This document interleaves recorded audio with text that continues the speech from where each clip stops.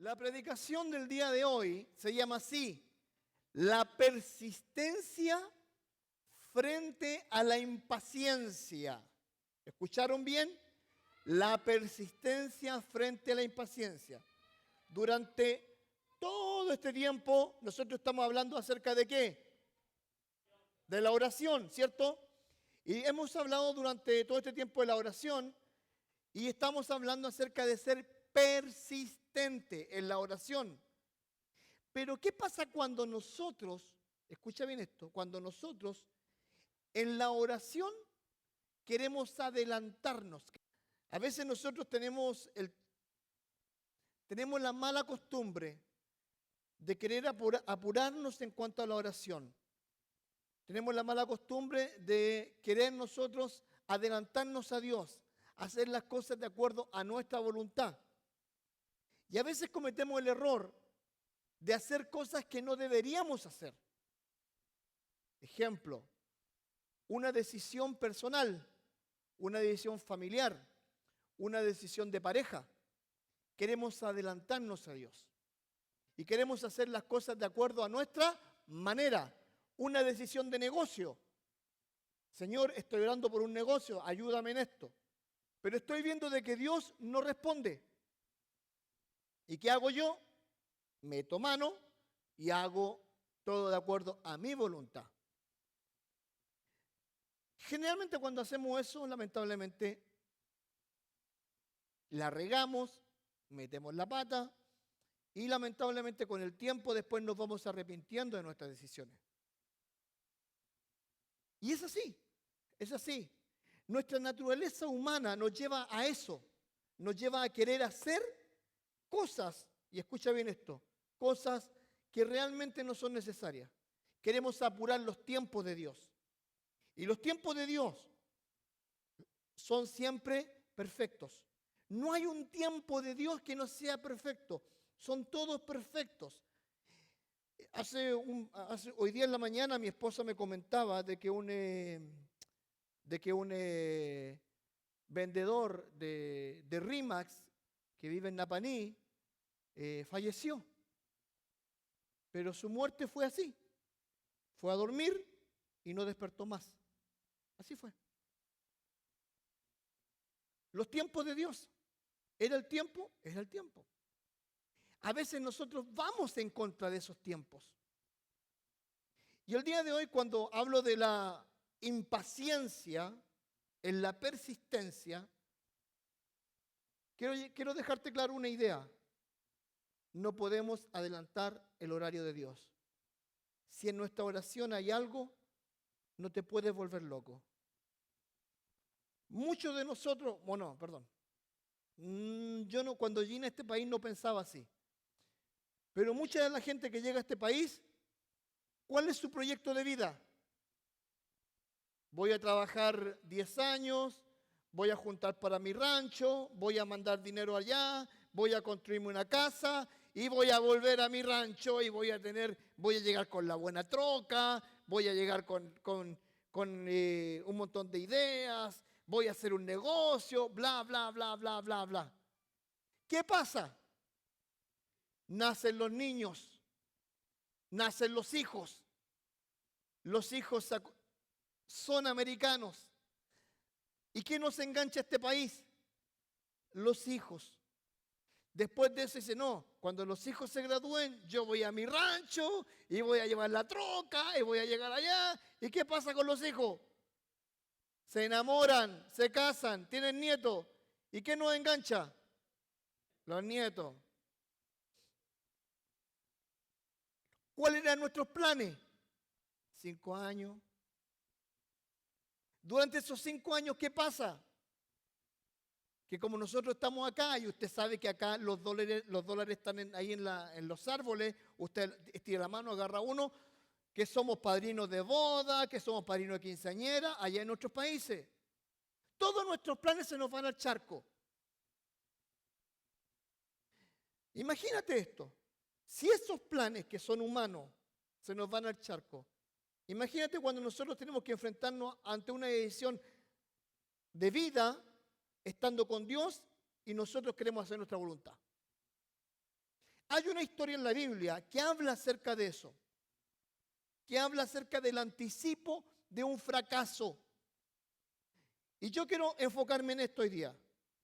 Si tú en este momento estás en una encrucijada de que tienes que tomar una decisión importante y posiblemente a esa decisión importante ya la pusiste a los pies de Dios y estás orando por eso, pero te das cuenta de que Dios no responde, por favor no te apures. Porque posiblemente vas directo al fracaso si te apuras.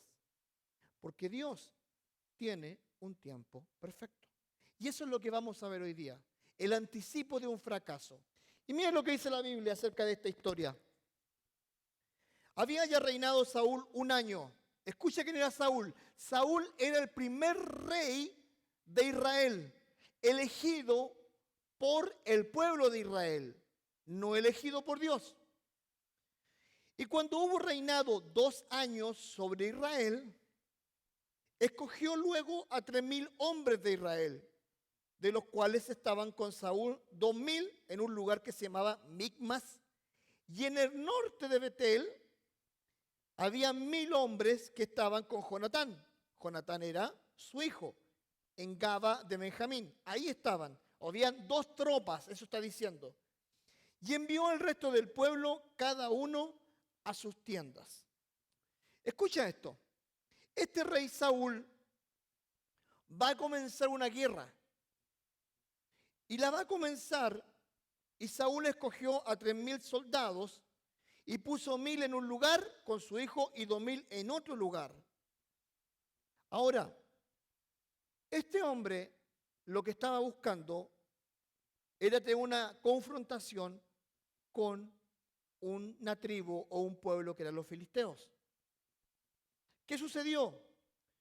Sucedió que entre este momento, su hijo Jonatán, ahí en 1 Samuel 13, 3 al 5, hizo lo siguiente, escucha.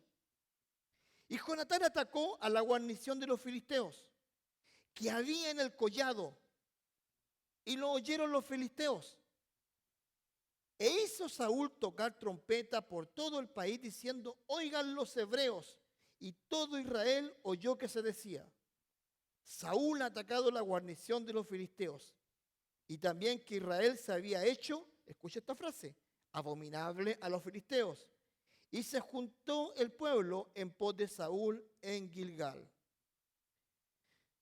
Su hijo se adelantó. Su hijo comenzó una batalla. Con los 1,000 hombres que tenía, fue y este hombre le cayó por sorpresa a los filisteos. Destruyeron ese lugar. Ahora, ¿qué sucede después de esto? Que los filisteos, la otra nación pagana, se enojaron en gran manera. Se enojaron. Y ellos comenzaron a reunir sus fuerzas, comenzaron a reunir a sus ejércitos. ¿Y saben lo que pasó?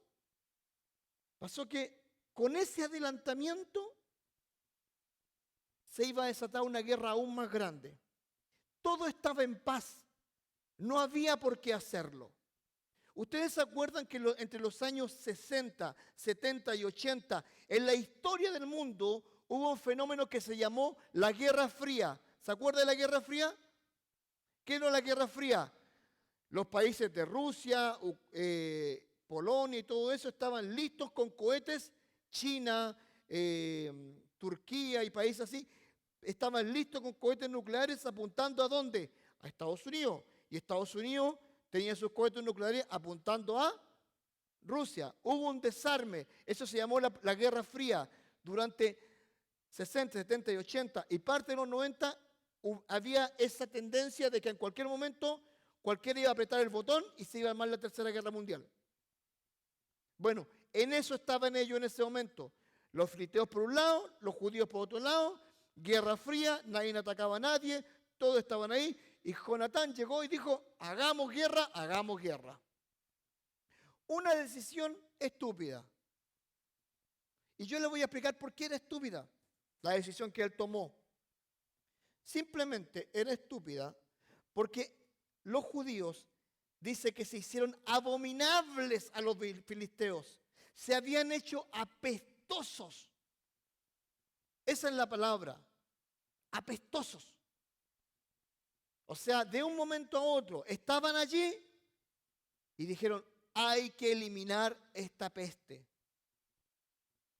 Y el fracaso se comienza a preparar. Mira lo que sucedió. 1 Samuel 13, 5 al 7.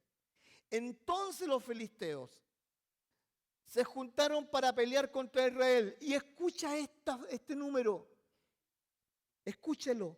30.000 carros. 6.000 hombres de a caballo. Y pueblo numeroso como la arena que está a la orilla del mar. Y subieron y acamparon en Micmas, al oriente de Bet-Aven. Cuando los hombres, escucha bien esto, de Israel vieron que estaban en estrecha desventaja, comenzaron a tener miedo. Comenzaron a tener miedo. Dice el pasaje que se juntaron nada más y nada menos que 30.000 hombres a caballo, 6.000 a pies y numerosa gente. ¿Cuántos eran ellos en total? 3.000. Conta por lo menos 40.000 más. Es ridículo. Ahora, el relato dice que cuando los hombres de Israel se comenzaron a alejar, o sea, se dieron cuenta de todo esto, busquemos nuestra Biblia 3, 5 al 7, 1 Samuel, versículo 7.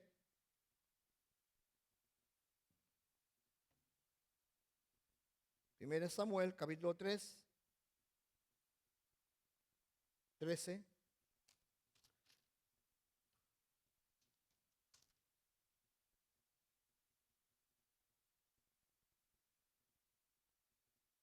Versículo 6. Cuando los hombres de Israel vieron que estaban en estrecho, porque el pueblo estaba en aprietos, se escondieron en cuevas, en fosos, en peñascos, en rocas y en cisternas. Y algunos de los hebreos pasaron al Jordán, a la tierra de Gad y de Galaad. Pero Saúl permanecía aún en Gilgal y todo el pueblo iba tras él temblando. Imagínate, se apoderó el miedo en contra de aquella gente. Se apoderó el terror. Dice que los judíos comenzaron a escapar y se metieron cisternas, en pozos de agua se escondieron, en cuevas donde había un hoyo, ahí estaban ellos. Habían dos rocas ahí, ahí estaban ellos escondidos. Ahora, escucha bien esto. Cualquiera de nosotros estaría con miedo si algo sucediera así. Si en este momento nos rodeara un montón de gente para venirnos a atacar, obviamente haríamos algo, nos esconderíamos, protegeríamos nuestra vida. Y así es como se sentía esa gente en ese momento, con terror, terror. Lamentablemente, la historia de Israel no era la primera vez que ellos se sentían así. No. En Números capítulo 13, versículo 33, mira lo que dice. Cuando los judíos fueron a ver la tierra prometida. También vimos allí gigantes, hijos de Anac, raza de los gigantes, y éramos nosotros, a nuestro parecer, como langostas. Y así les parecíamos a ellos. Ellos tenían el complejo de inferioridad, el complejo de langosta. Ellos se sentían poca cosa. Imagínate, en ese momento, cuando fueron a inspeccionar la tierra prometida, ellos ya se sentían poca cosa. Imagínate ahora, ellos se sentían más que poca cosa porque se escondieron. Se escondieron. Ahora, ¿el problema cuál fue? Una decisión estúpida. Jonatán ataca a el pueblo filisteo. ¿Debían permanecer como en la Guerra Fría? Debían haber permanecido con la Guerra Fría. Un grupo aquí, un grupo allá, nadie se toca, todo está bien por ahora, todo. Pero ¿saben? Decisiones estúpidas, consecuencias grandes. Pero aquí viene un segundo fracaso. Escucha bien, un segundo fracaso. La impaciencia de un rey. El rey Saúl tuvo una oportunidad maravillosa. Había sido escogido nada más y nada menos que por el pueblo. Cuando el pueblo pidió un rey, el único requisito que tenía Saúl para ser rey, ¿saben lo que era? Su altura. Destacaba por sobre todos. Era grande, alto, musculoso. Era así, qué sé yo, un guerrero. Y la gente lo escogió porque era el más alto. No significa que era el más inteligente, ni que era el más simpático. Pero la gente lo escogió por eso. Tuvo la posibilidad de tener un pueblo en unidad. Durante los 40 años que él gobernó, escucha bien esto, 40 años que él gobernó, tuvo la posibilidad de tener un gobierno unido. Nunca tuvo problemas, exceptuando obviamente, pero nunca tuvo la rebelión del pueblo. En cambio, el rey David, que fue su sucesor, tuvo problemas ¿con quiénes? Primero con este rey, segundo con sus hijos, tercero con las mujeres, cuarto tuvo problemas con otros reinos. Salomón, su hijo, hizo una gran obra, pero también dividió al pueblo. Este rey no tuvo esos problemas. Al contrario, tuvo la bendición de tener un pueblo genial que lo acompañaba.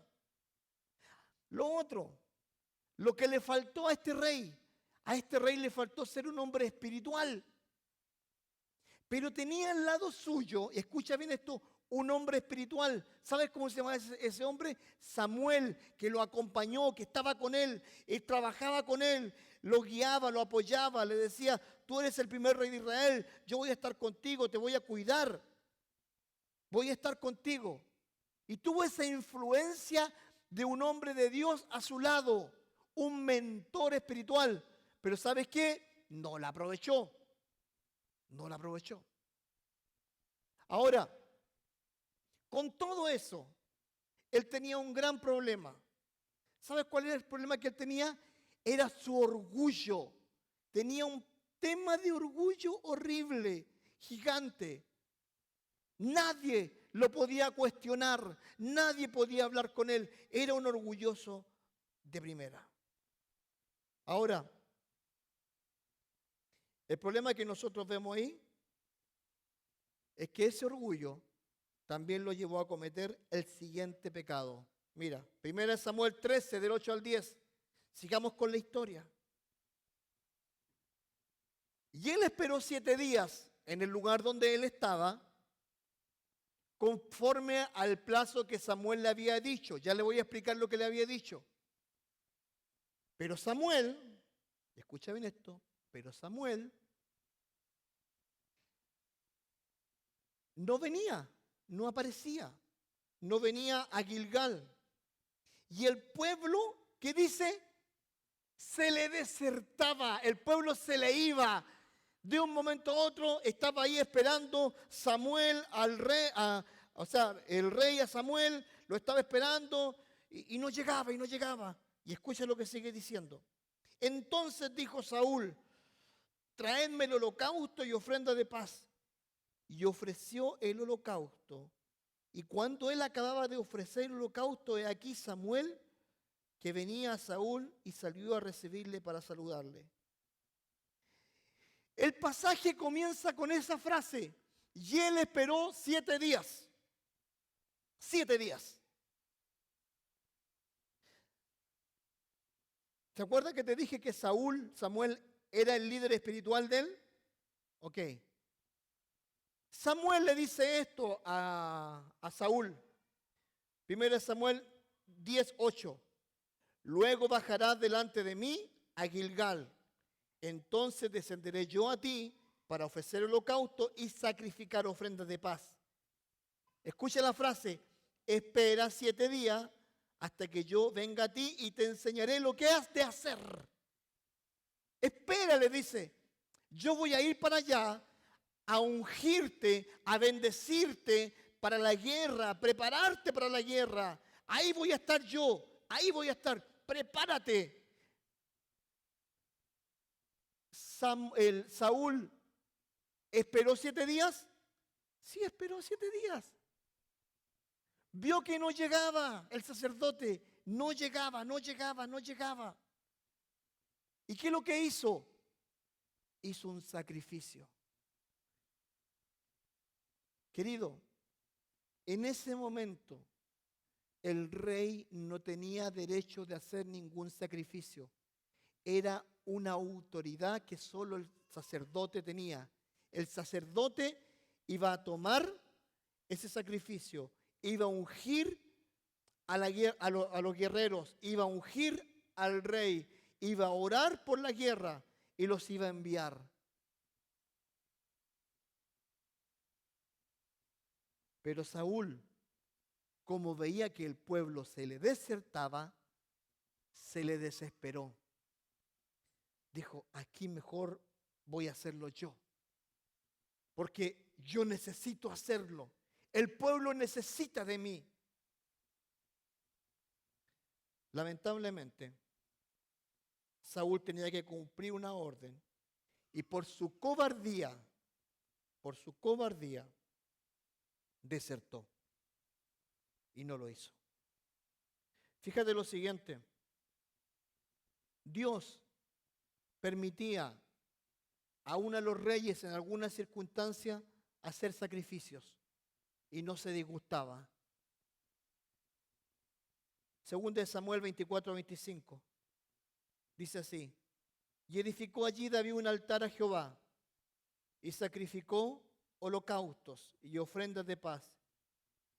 Y Jehová oyó las súplicas de la tierra y cesó la plaga en Israel. Muchas veces Dios permitió, pero aquí había una orden: espera. Y eso es lo que a nosotros nos falta, saber esperar la respuesta de Dios. Una de las cosas más tristes que me ha tocado vivir es cuando las parejas comienzan un proceso de divorcio. ¿Y sabes por qué me cuesta mucho? Porque lo veo y lo he visto muchas veces. Muchos de esos casos de divorcio podrían tener un mejor desenlace si pudieran enfrentar un tiempo de restauración, consejería, apoyo, ayuda profesional. Hay casos en que no. Pero hay casos en que uno ve una luz de esperanza y lamentablemente por sus decisiones o por su desesperación no hacen caso. Y se termina todo rompiendo. A veces porque nuestras emociones han sido pasadas a llevar, a veces porque nuestro orgullo es pasado a llevar, a veces por la violencia dentro del matrimonio. Pero mientras haya una luz de esperanza, aún se puede, siempre digo yo. Y este hombre no tuvo la oportunidad de ser paciente. No se dio el beneficio de la paciencia. La desesperación al ver que su pueblo desertaba. Miren lo que dice 1 Samuel capítulo 13, versículo 11 al 12. Entonces Samuel dijo, ¿qué has hecho? ¿Qué has hecho? Y Saúl respondió, porque vi que el pueblo se me desertaba y que tú no venías dentro del plazo señalado y que los filisteos estaban reunidos en Micmas, me dije, ahora descenderán los filisteos contra mí a Gilgal, y yo no he implorado el favor de Jehová. Me esforcé pues y ofrecí holocausto. Fíjate un detalle. La razón o la respuesta eran correctas. Vi que el pueblo se desertaba. Vi que estaba sucediendo esto. Sufrí por el pueblo. me vi en la obligación de hacerlo. ¿Y qué pasó? Cometió el error de su vida. El error de su vida. Me llama la atención esta frase, porque vi que el pueblo desertaba. Vi. Escúchame esto. A veces nosotros vemos situaciones que van por sobre nosotros. A veces vemos situaciones que nos sobrepasan. A veces vemos injusticias. A veces vemos bendiciones para los demás y no para mí. Vi. Cuando nosotros comenzamos a observar y ver las injusticias que nos suceden, vemos la prosperidad de los demás y no la nuestra. Vemos que llevamos años acá y todavía no hemos logrado lo que queríamos. Vemos que la energía se nos va, que nos estamos poniendo viejos, que el tiempo pasa. Y comenzamos a desesperarnos porque vemos en los otros prosperidad y bendición y nos desesperamos, cometemos errores. En el Edén, Eva vio que el fruto era bueno. Sansón vio a las mujeres que estaban al lado de él y las codició y las tuvo. David miró a una mujer que no era su esposa, Betsabé. Saúl, con sus guerrilleros, vio que desertaban y tomó una decisión estúpida. Querido, cuando veas que no prosperas, cuando veas que Dios no responde, cuando veas que simplemente, entre comillas, se te está acabando el tiempo, no puedes dudar de la gracia de Dios. No puedes dudar del poder de Dios. No puedes dudar de que Dios en su tiempo va a tener la respuesta. Muchos de los que están aquí, Dios les ha dado el privilegio y la oportunidad de arreglar su situación migratoria. Muchos en circunstancias que no entendemos. Y durante todo ese proceso que tú viviste posiblemente fue una agonía. Y tú te preguntabas, ¿cuándo? Muchos no lo van a poder hacer, jamás. Pero quiero decirte esto, en todo ese espectro, Dios no ha limitado su poder. Dios tiene cosas para nosotros. Dios tiene cosas para nosotros y su respuesta va a llegar en el momento. Pero tú lo que veas no mueva a que tomes una decisión incorrecta. No lo hagas. No mires la prosperidad del malo, no lo hagas. Primero en Juan capítulo 2, 16, 17 nos deja más que claro esto. Mira lo que dice la Biblia. Porque todo lo que hay en el mundo, los deseos de la carne, los deseos de los ojos y la vanagloria de la vida, no proviene del Padre, sino del mundo. Me encanta esta frase, y el mundo pasa y sus deseos, pero el que hace la voluntad de Dios permanece para siempre. Todo lo que hay en el mundo, los deseos de la carne, los deseos de los ojos y la vanagloria de la vida, todo va a pasar, todo. El carro que queríamos va a pasar. La casa que queríamos va a pasar. La educación de nuestros hijos va a pasar. Los nietos van a pasar. Todo va a pasar. Pero dice la Biblia, el que hace la voluntad de Dios permanece para siempre. No significa que nosotros debemos conformarnos, Pero no significa que nosotros debemos andar empujando una decisión, empujar. Pacientemente esperé a Jehová y se inclinó a mí, pacientemente. Por eso, cuando hablo de la persistencia en la impaciencia, debemos entender que debemos persistir en la oración para no ser impacientes. Pero nos cuesta, porque todos somos humanos, todos tenemos tendencias, todos. La consecuencia que recibió Saúl, mira, 1 Samuel 13 y 14. Entonces Samuel dijo a Saúl, escucha esta frase, esta palabra, locamente has hecho. No guardaste el mandamiento de Jehová tu Dios, que él te había ordenado, pues ahora Jehová hubiera confirmado tu reino sobre Israel. ¿Escuchaste esta frase? Para siempre. Mas ahora tu reino no será duradero.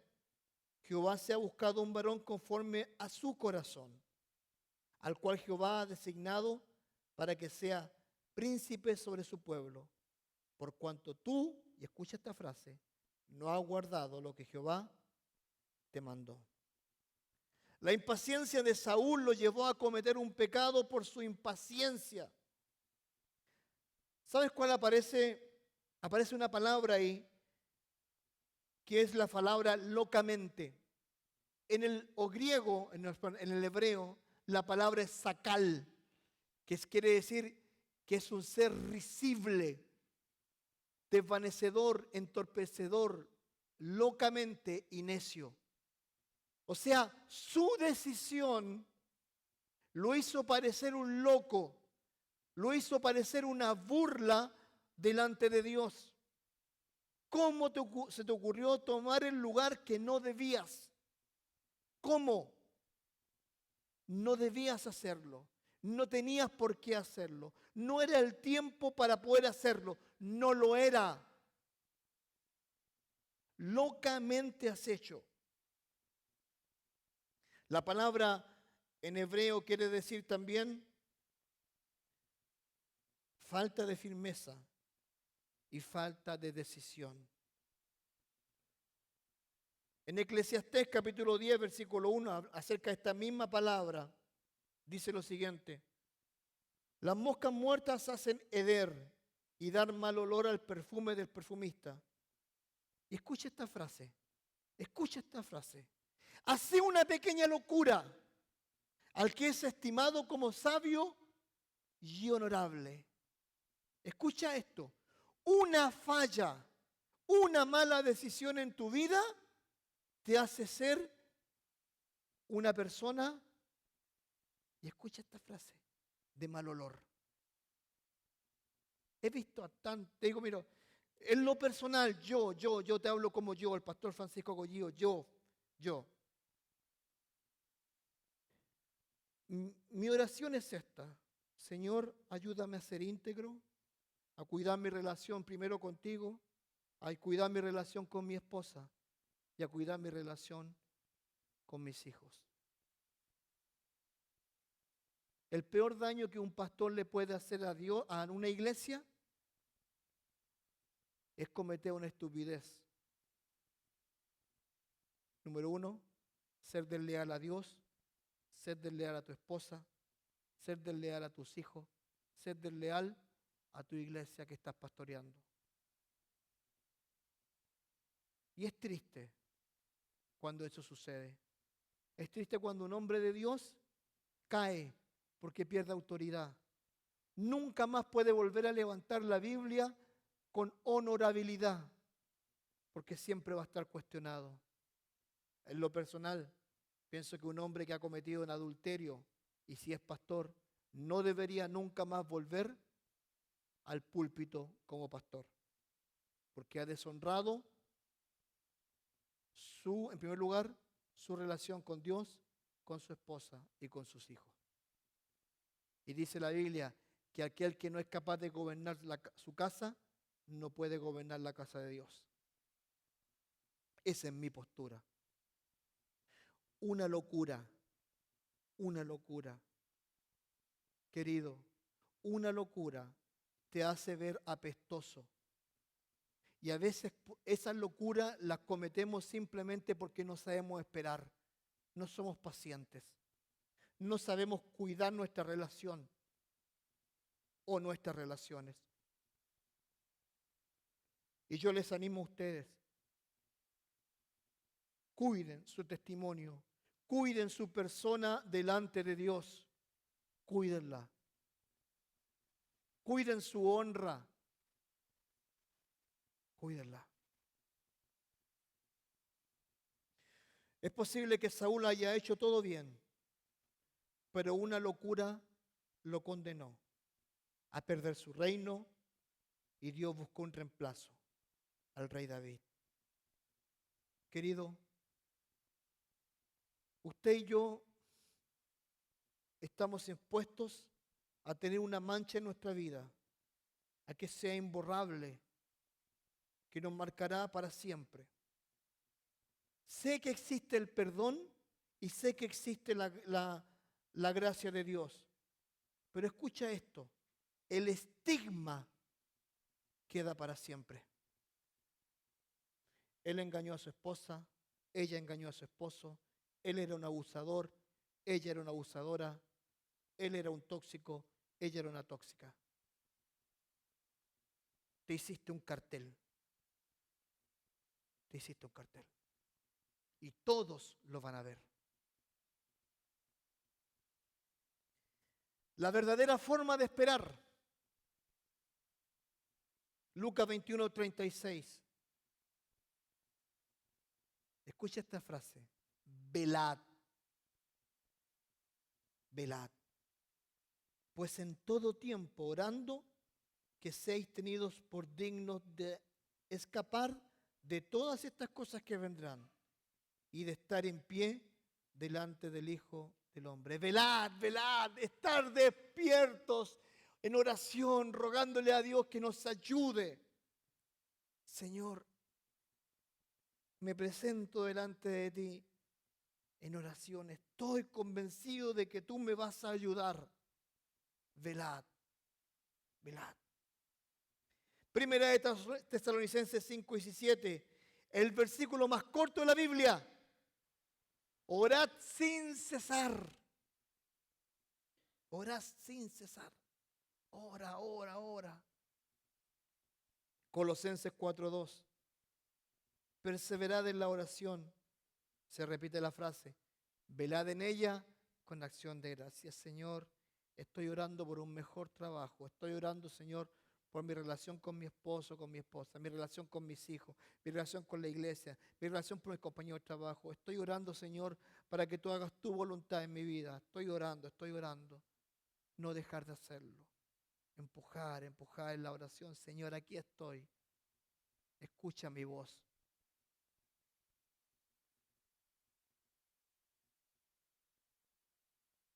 Elías oró una vez y cayó fuego del cielo cuando estaba con los profetas de Baal. El mismo Elías oró por el hijo muerto de la viuda y oró 3 veces. Elías oró 7 veces para que lloviera. Elías, un hombre poderoso, poderoso. Pero muchas veces tuvo que orar más de una vez para que Dios hiciera un milagro. Algunos consejos para calmar la impaciencia. Salmo 37:7. Guarda silencio ante Jehová y espera en Él. Escucha esta frase.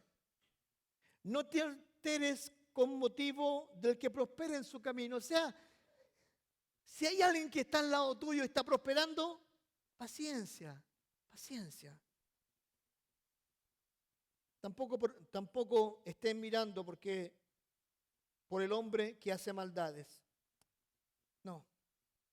Guarda silencio. Espera en Él y no te alteres. Guarda silencio. Espera en Él. Salmo 27:14. Aguarda a Jehová, esfuérzate, aliéntese tu corazón, sí, espera a Jehová. Aguarda, esfuérzate, aliéntate y espera a Jehová. Salmo 130, versículo 5. Esperé yo a Jehová, esperó mi alma en su palabra que dice, he esperado. Querido, la espera, la paciencia, son cosas que tal vez no están en nuestro ADN. No están.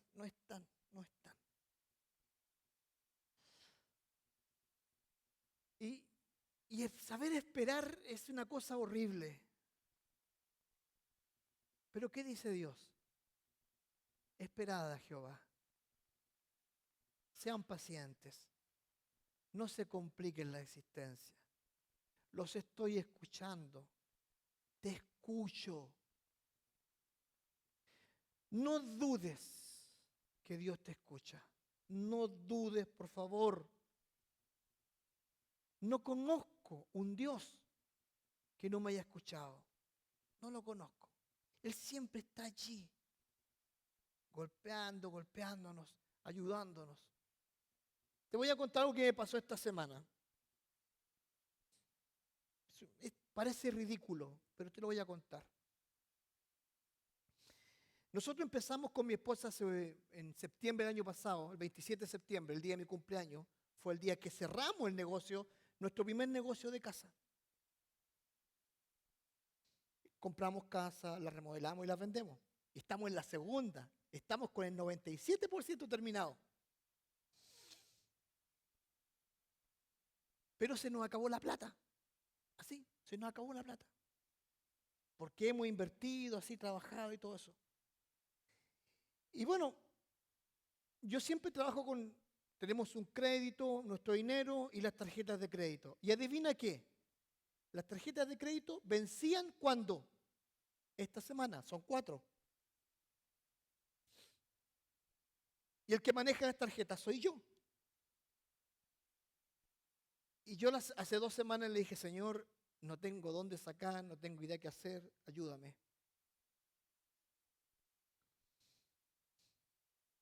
El martes pasado, este martes,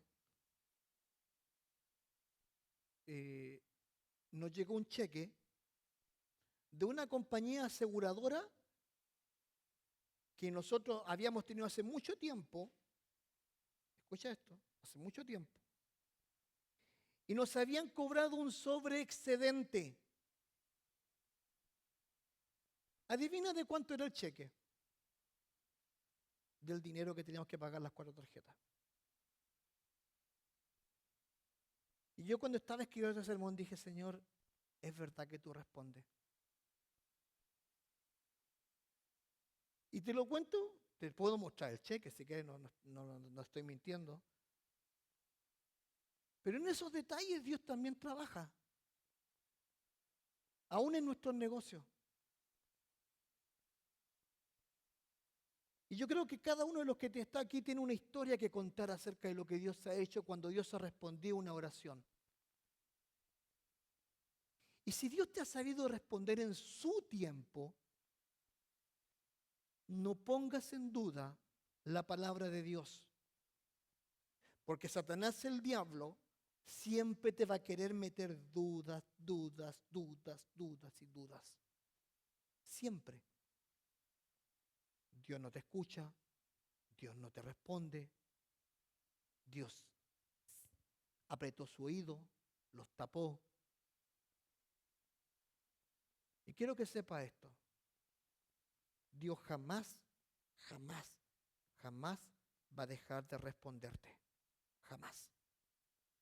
Él siempre lo va a estar haciendo. Quiero concluir con una oración. Dice así. Querido Dios,